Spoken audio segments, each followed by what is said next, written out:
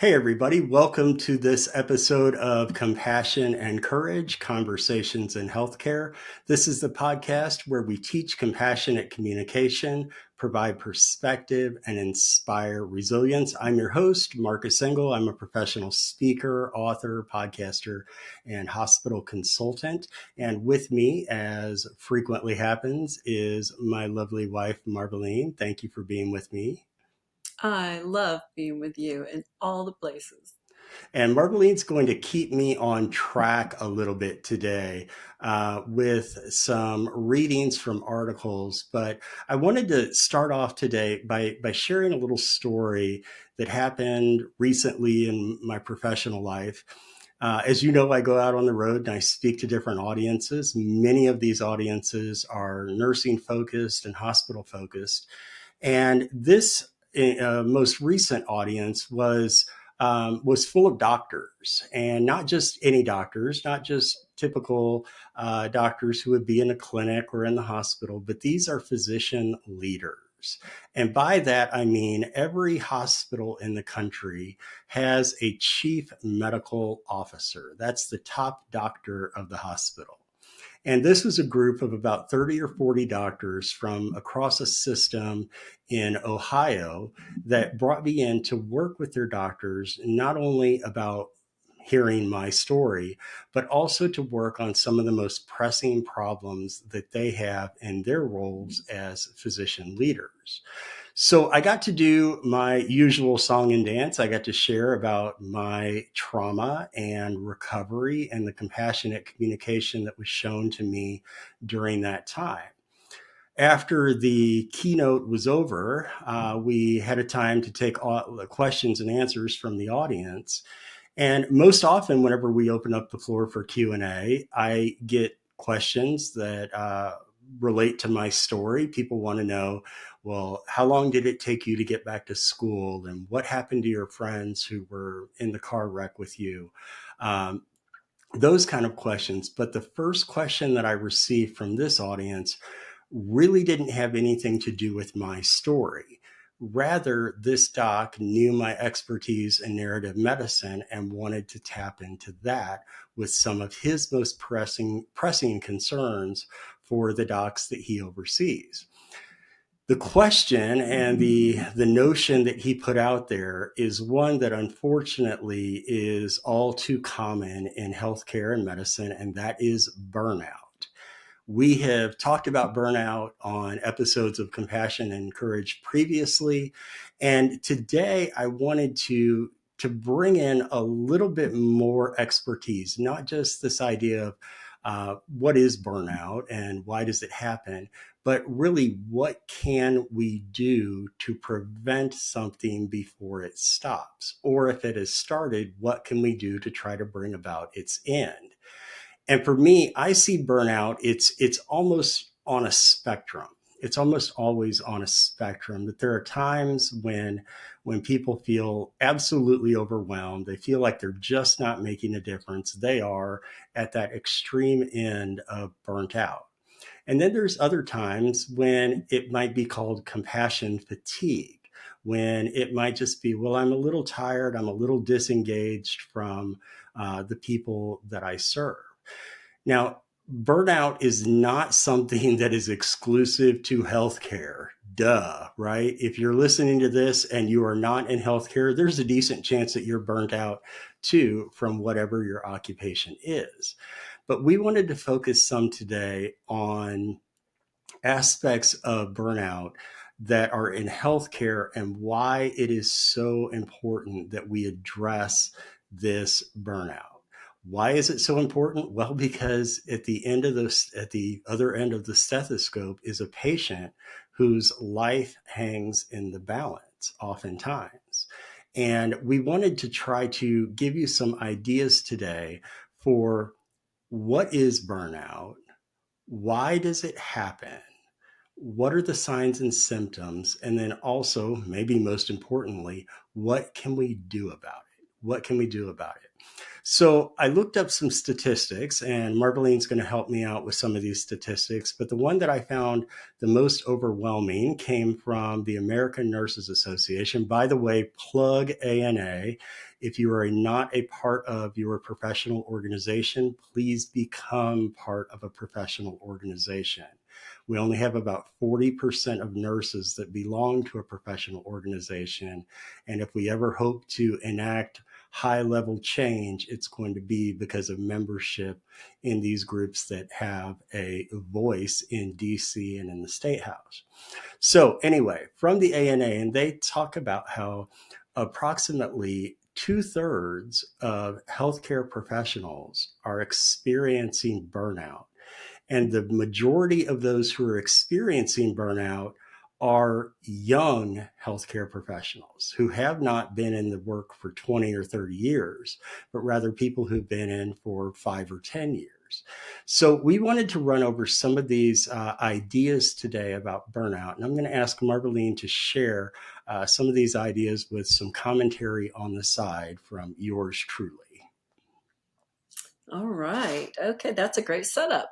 So I will have to read notes and I might put on my fabulous reading glasses because that happens at a certain time.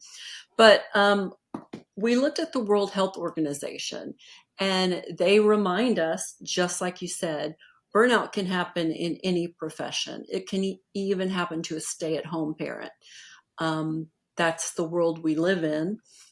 And the the symptoms of it are mental and physical exhaustion, a mentally distancing yourself from your job. You're there, but you're not really there.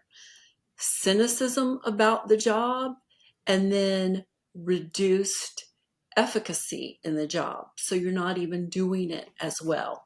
Those are some of the signs and the complications of burnout.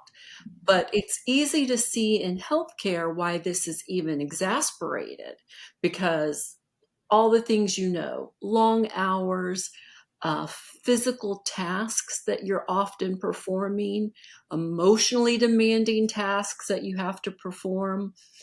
Um, and Unappreciative patients that you are trying to take care of, a whole variety of reasons why healthcare professionals are so much more apt to burn out. Right. And burnout, well, the job itself can often be life and death. Burnout just increases a poor outcome for the patient. So it's really, really important in all the ways and for all the people, but particularly healthcare professionals, to figure out burnout. And we just kind of described what it is. I think most people know when they have burnout, but let's talk about what leads to burnout in nurses specifically, but in healthcare in general.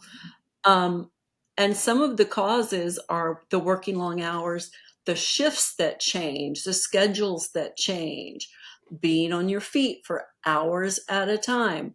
All of these cause significant demands of nurses that not every profession has. And again, especially when it's the life of someone else on the line. The Bureau of Labor Statistics actually says that a significant portion of burnout, we're talking 75, 80 plus percent, is due to systems that people have to work within. That something about the system is off and that makes doing the job even more difficult. So, recognizing where those areas are in the system that cause burnout is also something we need to really recognize.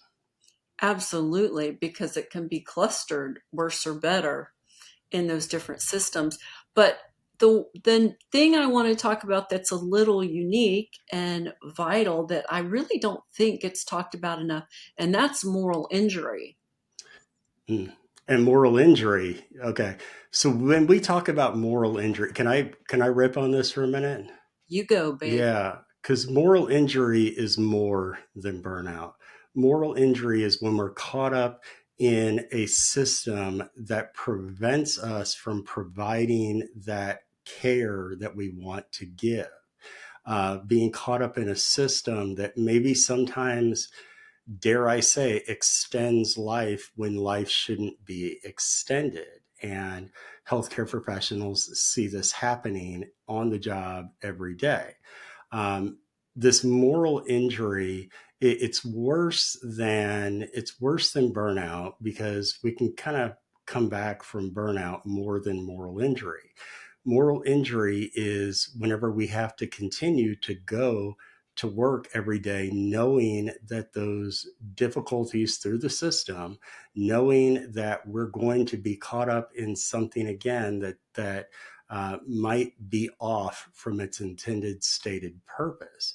That's harder to work with. That's really hard to deal with, especially for healthcare professionals who typically go into this profession because they have such a compassionate heart for caring for other human beings. Yes. And, we put this often in a category of other frontline professionals that you witness things that are horrifying that most people never witness. And you have to participate in things that may feel very contrary to your moral aptitude, or you can't help someone that you so badly want to help, but the science, all the things are just not there to make you able to do the thing that really matters to you. All those things affect what the term is moral injury. And that is a high contributor to stress, burnout, and compassion. Disengagement, compassion fatigue, all across the board, all across the board. Yes. So, So go ahead. well, I was just going to say, if you're ready to move on, we can talk about the signs of Yeah. nurse burnout, Yeah. because catching it early is really important in preventing something worse down the road. And the signs of nurse burnout, and I'm going to say most any type of burnout, is you feel constantly like you're overworked, because you often are. You regularly feel too tired to go to work. You don't look forward to your job. And you feel unappreciated, or like your work doesn't even matter. Yeah. And that makes me sad to think about that, to think about especially nurses, but really across the spectrum of healthcare, individuals that feel like they're not making a difference. And the reason that I know you're making a difference is because you are. I'm the recipient of that difference that you make on the job every single day. But I can understand that even the most high tension types of jobs in the world can still risk burnout, right? We all can still just get overwhelmed and feel like what we're doing isn't making the difference. But I want to come back to that one that's you just have no energy for work. You don't want to go to work. Now, that's a little bit different because a lot of times people don't want to go to work. It's not that uncommon.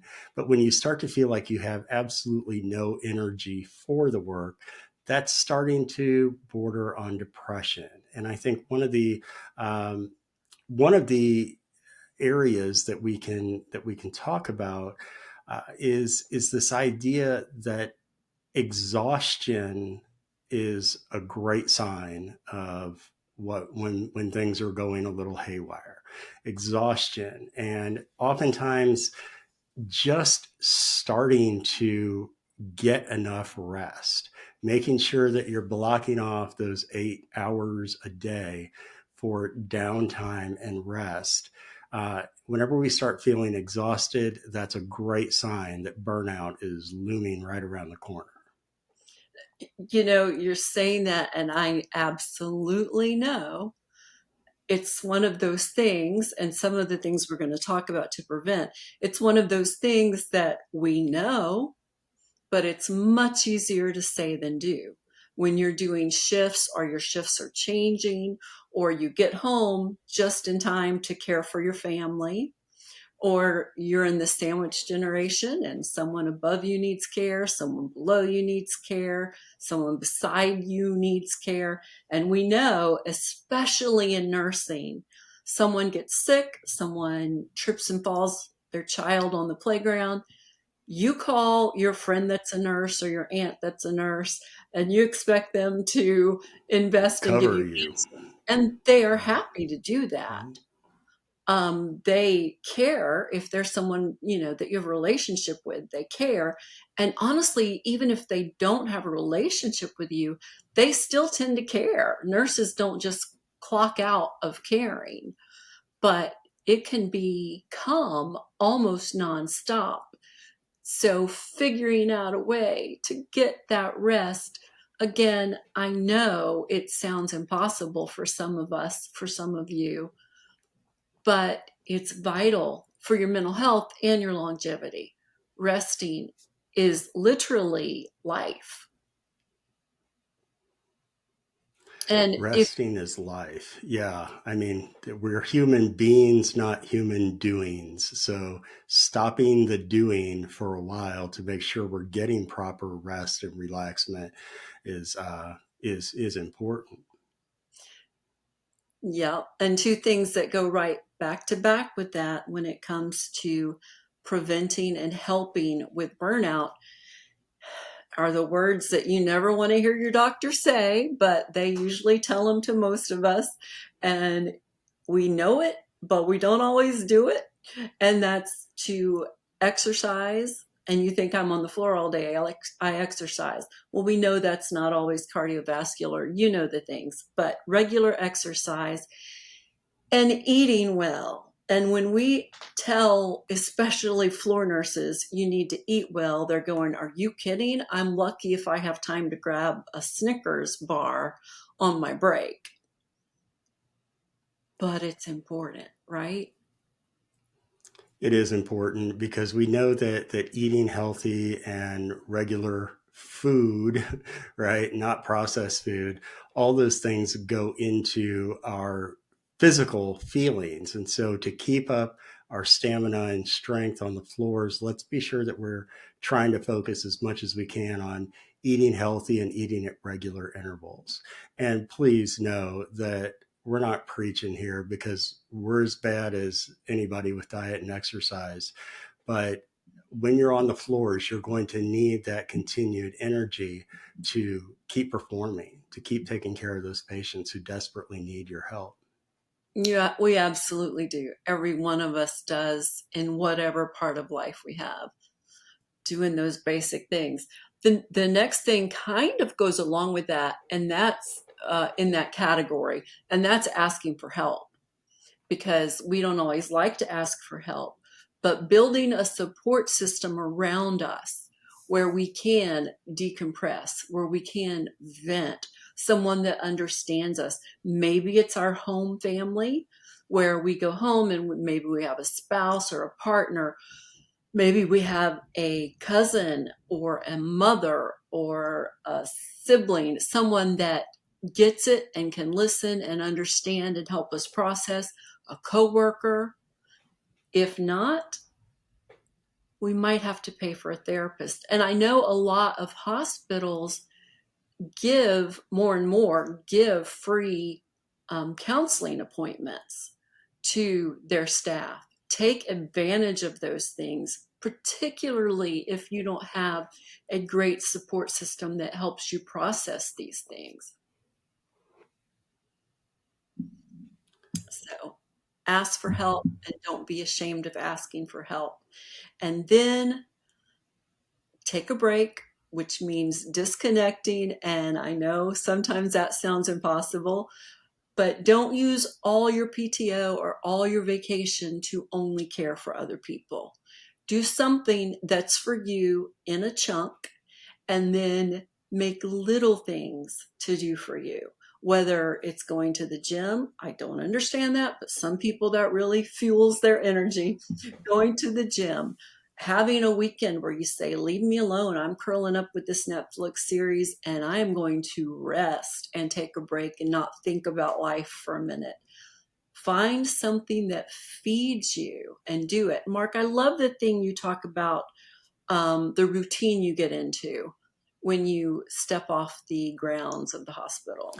Yeah, I've always kind of taught this little technique that it's not that innovative. It's very simple. It's just the idea of maybe having a touch point or two between your workplace and your home place, and maybe it's something that you carry in your pocket.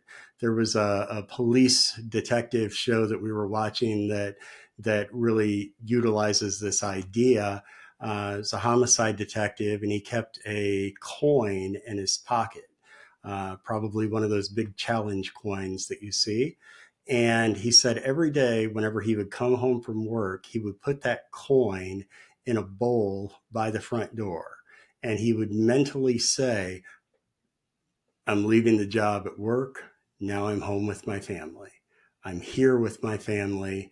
My job is there. And go home, be with his family. The next day, going back out to work, mind shift again, picking up the coin, putting it in his pocket. I'm leaving my family now. I'll be back later and I'm going to do my important work. And just having that little switch that he could flip between home life and work life was something I think we can all do, whether you're a homicide detective, whether you're a nurse on the floor, whether you're a doctor in the clinic. No matter what you're doing, I think we can all learn how to separate our work life from our home life. Which is one of the things you teach in your presence training. So I know that's a side note, but it rolls right into it. And of course, if you're in leadership, it's harder because you're on call. Um, but you have to find a way to do it. It's really vital for you that you do it. And that rolls right into the fact that you do teach on presence. The last point in this is requesting training. Going to your management, asking, do you have something you teach? Do you have some ideas for me on how I can avoid burnout? I'm feeling stressed. I'm feeling anxiety. I'm feeling these things related to my job. How can I get help? Request training. Statistics also say that the more training employees get, not just in healthcare, but the more training that employees get, the more likely they are to stay in their job, the better workplace retention for staying in your job. Now, you can go to your leadership and management and say, I'm feeling burnt out. Do you have resources on this? And I hope that you do. I hope that you do. You can also do a quick Google search to find this. You can listen to podcasts. You have all types of different ways. The way that I would bring up is the training that I do. My master's degree in narrative medicine from Columbia University is very much designed with this idea that we take these difficult stories of healthcare and we try to turn them into something that we could learn from. And I do this with doctors, I do this with nurses, but whatever audience it is, what we're trying to do is to take these stories and not just leave them out there hanging as stories, but as learning opportunities. And we do this through narrative medicine and narrative nursing workshops. And quite often you might think it's just as simple as journaling. No, in fact, it's the facilitation of these conversations, because when we're conversing with others, we're also getting to know them more as a human being. Who do we feel the most connected with? Other human beings when we've heard their stories. So, story listening and story sharing is a huge aspect of narrative medicine and narrative nursing. And if you want to know more about that training, I'm going to ask you to please reach out to me directly, marcus@marcusengel.com, and we can talk to your leaders about how we can help with some of these very difficult things of compassion, fatigue, and burnout through the application and use of narrative medicine and narrative nursing. One of my favorite things about the narrative work is it brings value to whatever it is you've experienced. I love the adage, and I say it all the time. I either succeeded or I got an education. Mm. Um, Everything is valuable, and if you go through something really difficult, finding the value in it somehow redeems it and makes it something healing for yourself. And when it's healing for you, it naturally benefits everyone around you that you care about and you love. So avoiding burnout actually begins with just being aware that it can happen, being aware that it happens to a lot of people in all professions, even we know this, stay at home moms. It affects so many people. So being aware this can happen, grabbing onto those first signs of it happening with you so that you can help turn it around before it becomes a problem that really, really harms your well being, your life, your mental health, and your family and relationships. Yeah, we're really excited to be able to bring some of these ideas to you today. We hope that you succeeded and got an education from what we've been talking about burnout and compassion fatigue and moral injury. And again, we want to share that if you are experiencing any of these things, you can also reach out individually to me, Marcus. I have always had a open door policy and open email policy that any healthcare professional who is experiencing levels of burnout, thinking about leaving the game, thinking about quitting and going into some other type of work, email me, call me. I want to sit down and talk to you because I want to keep you in this sacred field. I want to be sure that there are the right amount of compassionate caregivers to be able to provide that connected, empathetic care to patients just like me. So, thank you everyone for joining us today. Thank you to Marvelyne for helping keep me straight with some of these statistics and points. And we will see you all again on the next episode of Compassion and Courage. Once again, I'm Marcus Engel. I'm the host of this podcast. I'm also a healthcare professional speaker, podcaster, author, and hospital consultant.